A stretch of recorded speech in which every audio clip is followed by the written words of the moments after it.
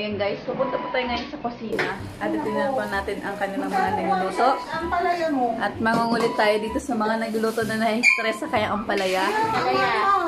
Ano ba yung reklamo mo dyan? Eh, ang mahal ng ampalayang nakuha. Kaya naman tayo. Bakit ang mahal ng ampalaya mo, ha? 20 daw kilo. Eh, ilang piraso yung 80.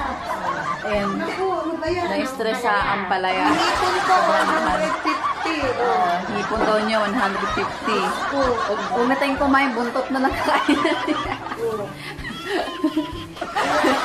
Sa ano, mayamin. Ayan yung cook namin na na-stress. Naku, pati ulo ko Ayan, na-stress siya sa ampalaya na niluluto niya. Pati Ayan. Shout out kay Chang. Shout out sa anak niyang vlogger. Ayan, sa Chang. Sobrang sipag. Ayan. Yan yung classmate ko sa kainan eh. Ayan. Anong luto dyan? Kikilisa, lalagyan ko ng sitahon, Itlog at saka ayan, hipon. hipon. Ayan. Para maging masustansya ang buhay.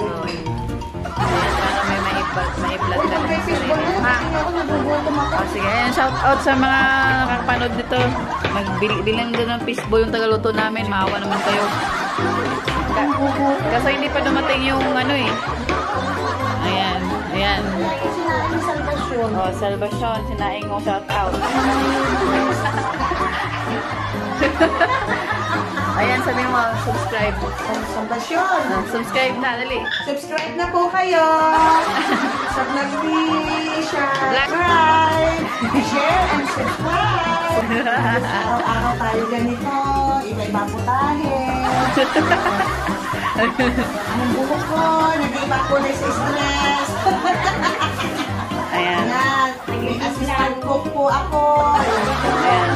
Sana po yung assistant cook ko ay pumapana rin po. O, ha? Gandal ng vlogger natin.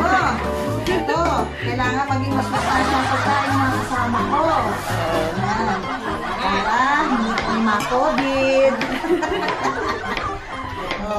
Bye-bye na. Bye! Share and subscribe.